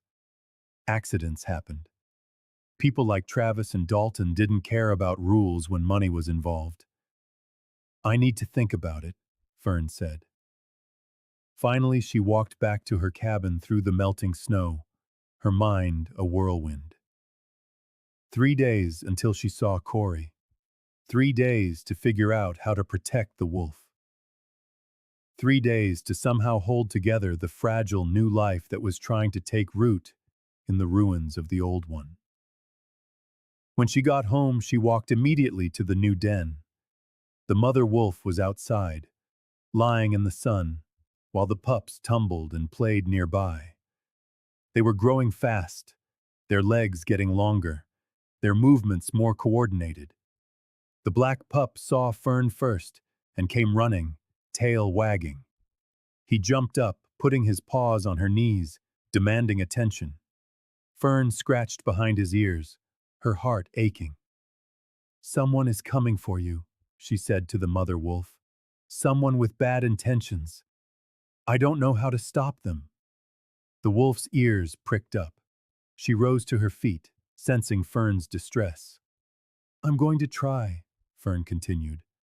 "I will do everything I can, but I need you to be careful. Stay hidden. Keep the pups close, please." The she-wolf padded closer, near enough for Fern to touch. They stood like that for a long moment. Woman and wolf, both mothers, both trying to protect what they loved. Then Fern pulled something from her pocket. The silver compass. Corey's compass. She held it up for the wolf to see, though she knew the animal didn't understand what it was. "My son is coming home," Fern said softly. "He's coming back. After 30 years, he's coming back, and I am terrified. What if I can't find the words? What if I've forgotten how to be his mother? What if it's simply too late?" The she-wolf watched her with those calm, yellow eyes. "But I have to try," Fern continued, her voice quiet. "Just like I have to try to protect you. Because trying is all we can do, isn't it? We show up, we do what we can. We don't give up, not even when it feels impossible." She slipped the compass back into her pocket. The mother wolf nudged Fern's hand with her nose, a brief, dry touch. Then she turned, shepherding her cubs back toward the den. The sun was sinking, bathing the mountains in hues of gold and fire. Somewhere in the trees, a raven called out. Fern watched the wolves disappear into their sanctuary. Then she walked back home through the deepening twilight, carrying the weight of all her failures and all her fragile hopes, knowing the hardest trials were still to come. That night, she wrote in her journal, "Dear Corey, in 3 days, I will see you.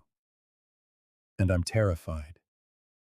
I don't know what to say, how to explain, how to make you understand. All I know is that I'm sorry. I have been sorry every single day for 30 years, but sorry isn't enough. Sorry doesn't fix what I broke. There's a wolf I've been helping, a mother with cubs. She reminds me of what I should have been. Fierce, protective, willing to hide to anything to save her young. I failed at that once, but she has taught me that it's never too late to try. I hope you can forgive me, but if you can't, I understand. Some things can't be mended. Some wounds run too deep. But I am going to try anyway. Because you deserve that. Because I owe you that. Because you are my son. And I have never, ever stopped loving you, even when I didn't know how to show it."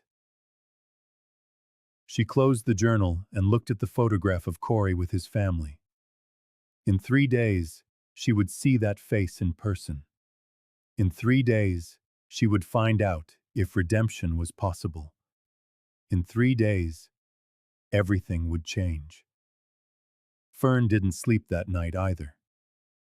Lying in bed, she replayed every possible conversation she might have with Corey. Every apology, every explanation. None of them felt adequate. How could you condense 30 years of regret into words that could possibly make sense? As dawn broke, she made a decision. She couldn't protect the wolf alone. Travis and Rye were too determined, too well equipped. If she wanted to save the she-wolf and her cubs, she needed help. She needed Gretchen. It went against every instinct Fern had honed over 3 decades of solitude. To ask for help was to admit she couldn't handle things alone. It meant trusting someone with something precious. It meant vulnerability. But the wolf had trusted her with her cubs during the storm. The least Fern could do was return that trust. She waited until 8 o'clock, then walked down to where she could get a cell signal on the ridge. She'd asked Vernon for Gretchen's number, just in case. Her hands trembled as she dialed the ranger station on the old flip phone she kept for emergencies. Gretchen answered on the second ring. "Rainier, this is Fern. I need to talk to you in person." There was a pause. Fern knew she was thinking about the wolf. "Yes, I can be at your cabin in 2 hours." Fern went home, made coffee, and paced her small cabin while she waited. This could go wrong in so many ways. Gretchen could decide the wolf needed to be relocated. She could bring more rangers, more people.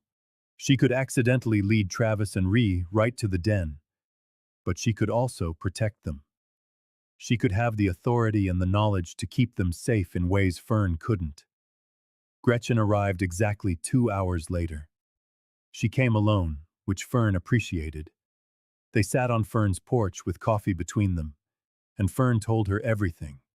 The trap, the injured leg, the cubs, the daily visits, the growing trust, the storm, and the collapsed den. Everything. Gretchen listened without interrupting, a neutral expression on her face. When Fern had finished, the ranger was silent for a long moment. "You should have told me sooner," she said finally. "I know. I was afraid. Afraid of what would happen if too many people knew. Afraid of losing them." Gretchen nodded slowly. "I understand that. But here's the thing, Fern. You did exactly the right thing freeing that wolf and treating her injury. That was humane. It was good wildlife ethics. But now we have a problem. Travis Bonham and Dalton Rick are pushing hard for a hunting permit. They've filed complaints claiming the wolf has been threatening hikers and stalking campsites. That's a lie. I know it is. But without evidence to counter their claims, my supervisor will approve the permit. He's under pressure from the hunting lobby, and a big wolf makes for a good story." Gretchen set down her coffee cup. "But if I can document that she is a nursing mother with cubs, it changes everything. Dens with cubs are specifically protected. No hunting permit would be approved." "You want to see them?" "I need to see them. I need photographs, official documentation, and I need it before that permit is approved, which could be any day now." Fern felt the familiar clench of fear. What if she led Gretchen to the den and Travis followed? What if the documentation somehow made things worse instead of better? But she thought of the mother wolf, of the trust they had built, of how the wolf had brought her cubs to Fern during the storm, asking for help. If the wolf could trust, then so could she. "All right," she said. "I'll take you to them. But we need to be careful. If Travis or Rick find out where we're going." "They won't. I'll make sure of it." Gretchen stood. "Can we go now?" The hike to the den took an hour. Fern led them on a safe route, avoiding any trails Travis might be watching. Gretchen was fit and sure-footed, keeping pace without a word. She didn't speak much, simply observed everything with the keen attention of someone who had spent a lifetime in these mountains. When they drew near, Fern had Gretchen wait while she went ahead. She didn't want the mother wolf to feel ambushed, threatened by a stranger's sudden presence. The wolf was at the mouth of the den and rose to her feet as Fern approached. Her ears flicked back when she sensed someone else behind Fern, but she didn't run. "It's okay," Fern said softly. "She's here to help. I promise." The wolf's nose twitched, tasting the air. Fern motioned for Gretchen to approach slowly. carefully. The ranger moved like someone who understood wild animals. Her posture was non-threatening, her movements deliberate. When she was close enough to see the wolf clearly, Fern heard her breath catch. "My God," Gretchen whispered. "She's magnificent." The mother wolf watched them both, tense but not panicked. The cubs were tumbling near the den entrance, oblivious to the new human. The little black one spotted Fern and came trotting over, its tail a blur of motion. Gretchen slowly raised a professional camera with a long lens. She began taking photos from where she stood, not moving any closer. The mother wolf tracked her every movement, but held her ground. "The leg that was injured," Gretchen said quietly. "Which one?" "The back right. It's healed beautifully." Gretchen took more photos, documenting the wolf from multiple angles, the cubs playing near the den. After about 20 minutes, she lowered the camera. "This is exactly what I needed. Female with 3 healthy cubs, clearly established den, no aggressive behavior." She looked at Fern. "You did good work with that leg. That was a bad injury. She could have lost it without treatment." "She saved herself," Fern said. "I just helped." They watched the wolves for a few more minutes in silence. The mother had relaxed enough to lie down again, watchful but no longer on high alert. The cubs rolled over one another, play fighting over a twig. "She trusts you," Gretchen observed. "That's remarkable. I've been doing this job for 20 years, and I've never seen a wild wolf so at ease around a human. We helped each other. She needed someone when she was hurt. I needed—" Fern trailed off, not sure how to finish. "Purpose?" Gretchen suggested gently. "Connection." Fern nodded. "Something like that." On the way back, Gretchen explained what would happen next. She would file an official report documenting a nursing female with cubs. She'd include the photographs as proof. It would be enough to deny any hunting permit and put additional protections in place. "What about Travis and Rick?" Fern asked. "I'll make sure they know hunting this wolf is now explicitly illegal. I'll also be looking into those illegal traps you mentioned. If I can prove Travis set them, he'll lose his hunting license."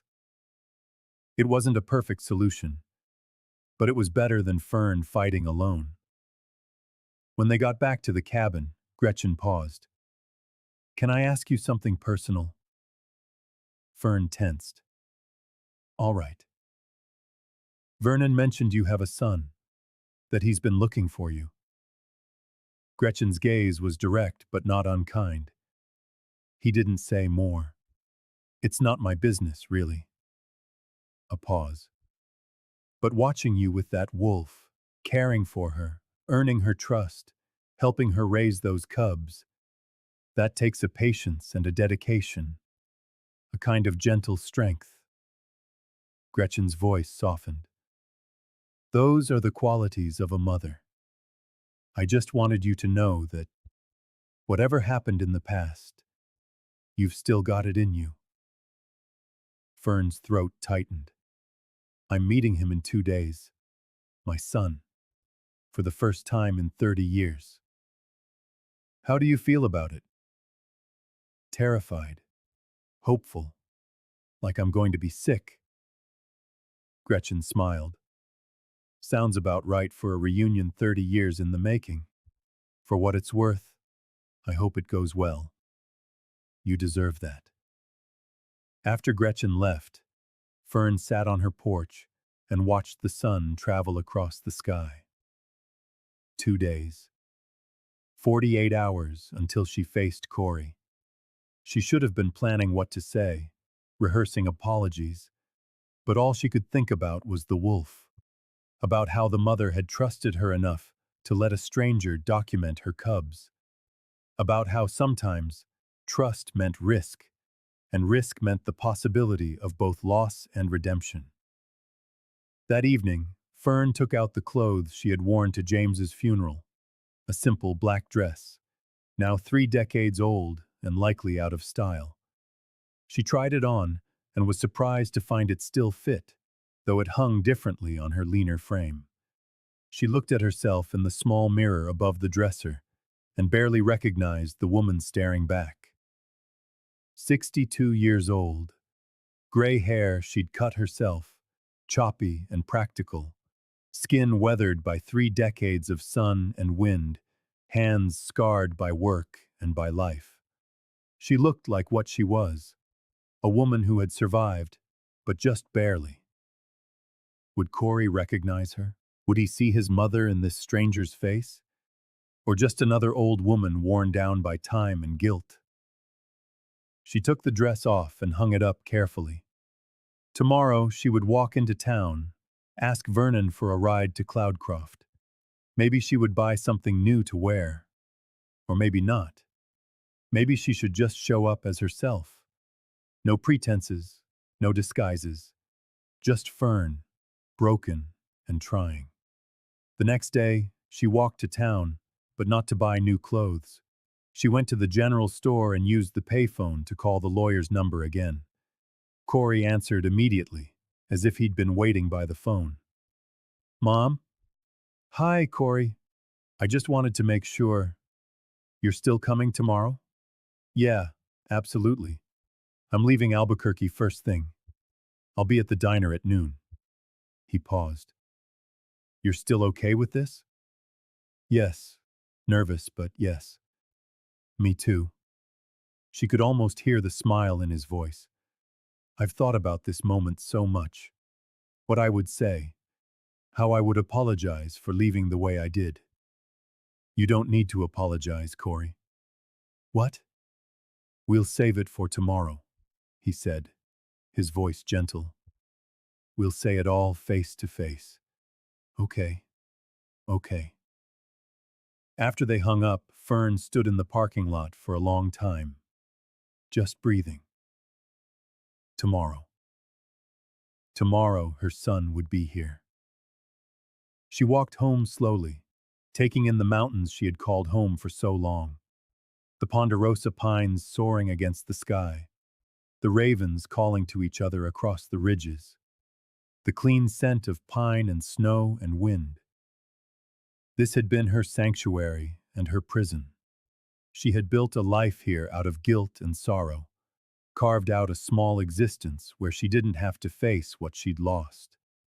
But the wolf had changed that, had shown her that isolation wasn't the same as peace. That connection, even when it was hard, was what made life worth living. Back in her cabin, Fern opened her journal one last time before the meeting. "Dear Corey, tomorrow I will see you, and tomorrow I will stop writing these letters to a son who may never read them.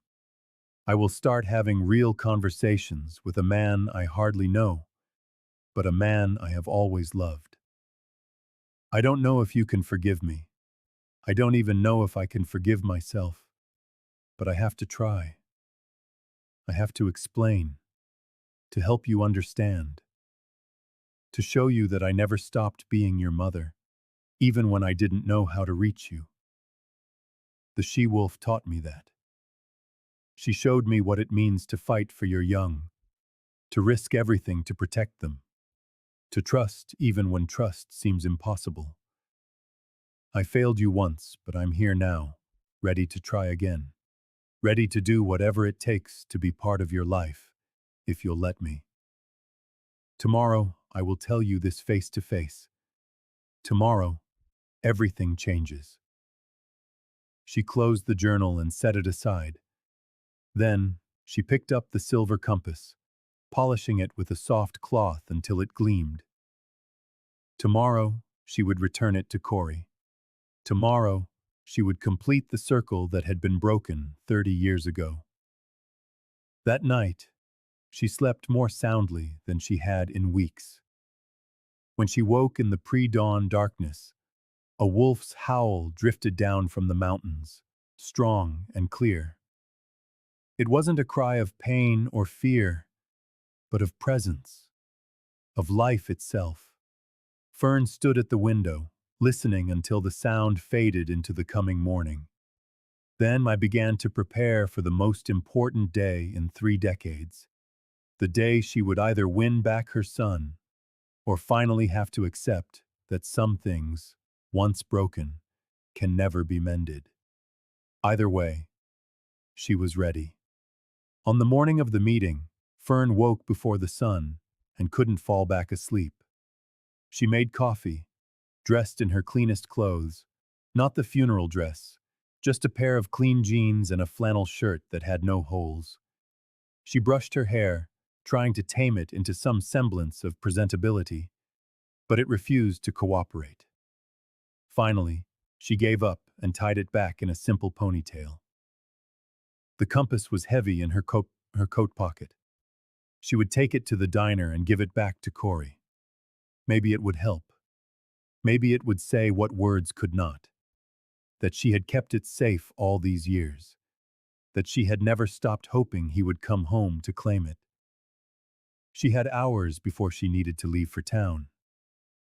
Too restless to stay in the cabin, she decided to walk up to the den one last time, to check on the wolves, to ensure they were safe before she left for what might be the most important conversation of her life. The morning was crisp and clear, frost glittering on the pine needles. Fern's breath plumed in white puffs as she climbed toward the high country. Everything felt heightened, more vivid. The deep blue of the sky, the sharp scent of pine, the crunch of frozen earth beneath her boots. She was halfway to the den when she heard it. Gunshots. Not the carefully spaced shots of target practice. These were rapid bursts, the sound of men firing at something moving. And they were coming from the direction of the den. Fern ran. She didn't think, didn't plan. She just ran.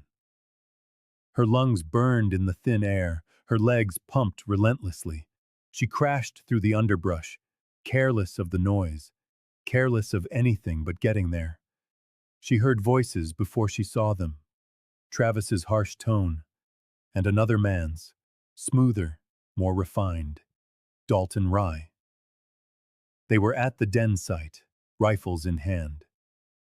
Fern burst into the clearing and saw the mother wolf. She stood defiant, a living shield between the hunters and her den. The doctor's office was 3 buildings down from the courthouse. Deputies escorted Caleb there, while Eleanor, never leaving his side, kept firm pressure on the wound, her hands steady despite the fear trembling through her. The bullet had torn through the flesh of his shoulder, missing bone and major arteries. Painful, but not fatal, the doctor confirmed after a swift examination. "You're a lucky man," he said, cleaning and dressing the wound. "An inch to the right, and we'd be having a very different conversation." "It wasn't luck," Caleb said, his gaze finding Eleanor's. "It was purpose. I had something worth protecting." Back in the courtroom, Dalton was in chains, his men disarmed and detained. The veneer of respectability he had cultivated for years was utterly shattered. In trying to shoot Eleanor, he had proven everything he was accused of, that he saw her as property to be controlled or destroyed, that he was willing to use violence to get his way, that he valued power above the law. Marshal Clayton took control with efficient authority. Dalton was formally charged with attempted murder, on top of the existing accusations of fraud and forgery. His lawyer, seeing the catastrophic turn of events, quietly distanced himself from the case. By afternoon, Caleb was bandaged and settled, his arm in a sling. He and Eleanor returned to the courthouse for the final proceedings. Judge Blackwood, visibly shaken, addressed the assembly.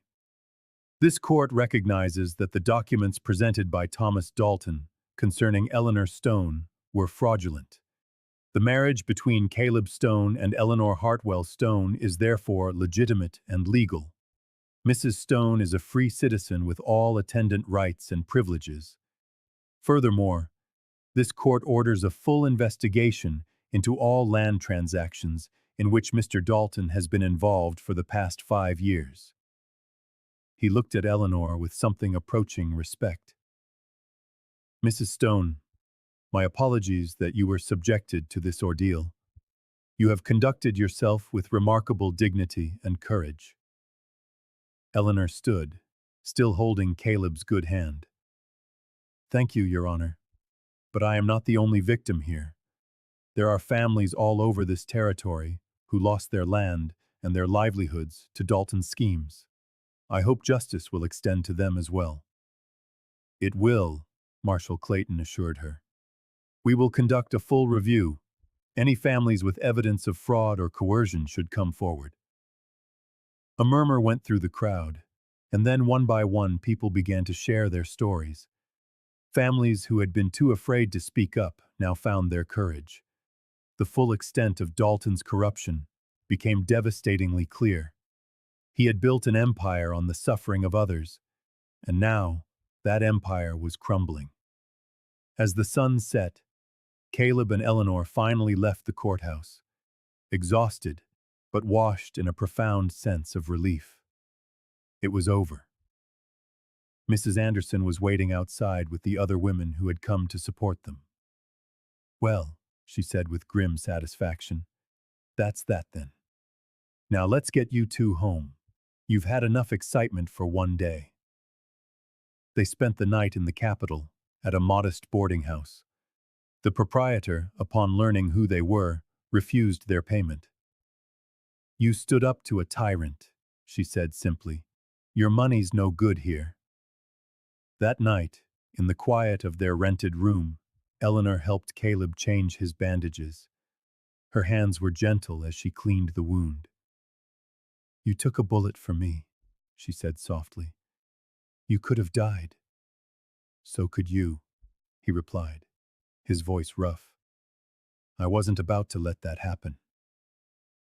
Eleanor looked at him, this man who had won her in a poker game and, in doing so, had given her back her life.